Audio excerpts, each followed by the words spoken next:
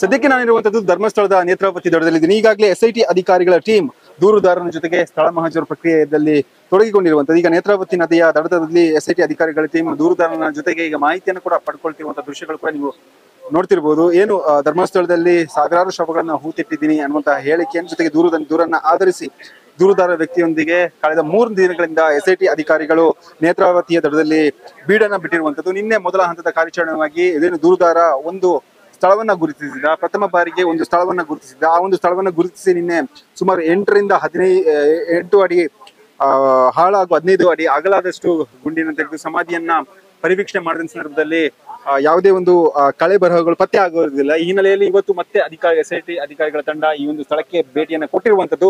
ಈಗಾಗಲೇ SOCO team ಕೂಡ ಭೇಟಿಯನ್ನು ನೀಡಿರುವಂತದ್ದು. ಕಂದಾಯ ಜೊತೆಗೆ ಫಾರೆಸ್ಟ್ ಡಿಪಾರ್ಟ್ಮೆಂಟ್, ಪೊಲೀಸ್ ಅಧಿಕಾರಿಗಳ ಜೊತೆಗೆ SITಯ ಹಿರಿಯ ಅಧಿಕಾರಿಗಳ ತಂಡ ಈ ಒಂದು ಸ್ಥಳದಲ್ಲಿ ಮೊಕ್ಕಮನ್ನ ಹೂಡಿರುವಂತದ್ದು. ಏನು ದೂರುದಾರ 13 ಸ್ಥಳಗಳಲ್ಲಿ ನಾನು ಸಮಾಧಿಯನ್ನ ಮಾಡಿದ್ದೇನೆ, ಶವಗಳನ್ನು ಹೂತಿಟ್ಟಿದ್ದೇನೆ ಅಂತ ಹೇಳಿ ಏನು ಹೇಳಿಕೆಯನ್ನ ಕೊಟ್ಟಿದ್ರು, ದೂರನ್ನ ಕೊಟ್ಟಿದ್ರು. ಆ ಒಂದು ದೂರನ್ನ ಆಧರಿಸಿ SIT ಅಧಿಕಾರಿಗಳು ತನಿಖೆಯನ್ನ ಆರಂಭಿಸಿರುವಂತದ್ದು.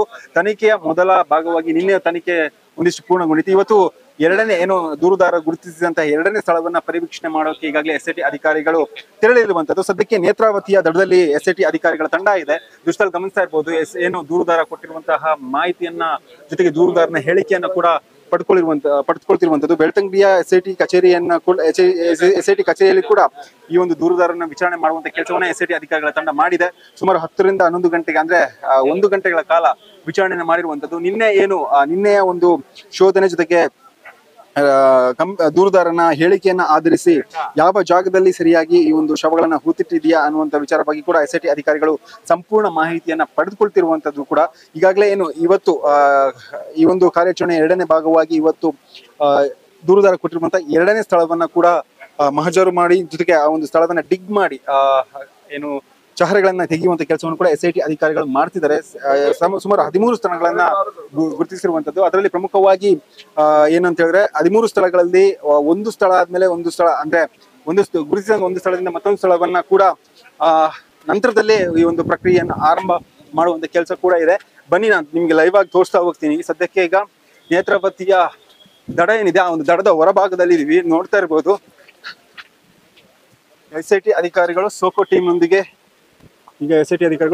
ನೊಂದಿಗೆ ದೂರುದಾರನ ಜೊತೆ ಈಗಾಗಲೇ ಎಲ್ಲಿ ತಾನು ಶವಗಳನ್ನ ಹೂತಿಟ್ಟಿದ್ದೀನಿ ಅನ್ನುವಂತಹ ಸ್ಥಳವನ್ನ ಗುರುತು ಮಾಡಿದ್ರಲ್ಲ ಆ ಒಂದು ಸ್ಥಳಕ್ಕೆ SIT ಅಧಿಕಾರಿಗಳ ಜೊತೆಗೆ ಎಲ್ಲ ಪೊಲೀಸ್ ತಂಡ, ಸೋಕೋ ತಂಡ ಜೊತೆಗೆ ವಿಧಿ ವಿಜ್ಞಾನ ಪ್ರಯೋಗಗಳ ತಂಡದ ಪೊಲೀಸರು ಕೂಡ ಈ ಒಂದು ಸ್ಥಳಕ್ಕೆ ಭೇಟಿ ನೀಡಿ ಪರಿಶೀಲನೆಗೆ ಮುಂದಾಕಿರುವಂತದ್ದು. ನಿನ್ನೆ JCBಯ ಮೂಲಕ ಗುಂಡಿಯನ್ನ ತೆಗೆಯುವಂತ ಕೆಲಸವನ್ನ ಮಾಡಿದ್ರು. ಸುಮಾರು 4 ಅಡಿಗಳಷ್ಟು ಗುಂಡಿಯನ್ನ ತೆಗೆಯುವಂತ ಕೆಲಸ JCB ಇಂದ ಆಗಿತ್ತು. ಅದಾದ ಬಳಿಕ ಮಳೆ ಬಂದಂತ ಕಾರಣದಿಂದಾಗಿ ನಂತರದಲ್ಲಿ JCB ಮುಖಾಂತರವೇ ಸುಮಾರು 15 ಅಡಿ ಅಗಲ 8 ಅಡಿ ಡೀಪ್ ಅಷ್ಟು ಗುಂಡಿಯನ್ನ ತೆಗೆಯುವಂತ ಕೆಲಸವನ್ನ ಮಾಡಿತು. ಆದ್ರೂ ಕೂಡ ಯಾವುದೇ ಒಂದು ಕಳೆ ಬರಹಗಳು ಪತ್ತೆ ಆಗಿಲ್ಲ. ಇವತ್ತು ಕಾರ್ಮಿಕರ ಜೊತೆಗೂಡಿ ಗುಂಡಿಯ ಏನು ಸಮಾಧಿಯನ್ನ ಹಗೆಯುವಂತ ಕೆಲಸ ಕೂಡ ಆಗುತ್ತೆ.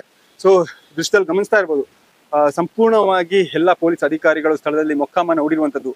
ನೇತ್ರಾವತಿ ನದಿ ಏನಿದೆ ಆ ಒಂದು ನದಿಯ ತಟದಲ್ಲಿ ಏನು ದೂರುದಾರನ ಜೊತೆ ಮಾಹಿತಿಯನ್ನ ಪಡೆದುಕೊಂಡ ನಂತರದಲ್ಲಿ ಈಗ ಆತನು ಗುರುತಿಸಿದಂತಹ ಸ್ಥಳಕ್ಕೆ ಈಗಾಗಲೇ ದೂರುದಾರನ ಜೊತೆಗೆ ಪೊಲೀಸ್ SIT ಅಧಿಕಾರಿಗಳ ತಂಡ ಭೇಟಿ ಕೂಡ ಕೊಟ್ಟಿರುವಂತದ್ದು. ಇದು ಸದ್ಯಕ್ಕೆ ನೇತ್ರಾವತಿ ದಡದಿಂದ ಸಿಕ್ತಿರುವಂತಹ ಅಪ್ಡೇಟ್.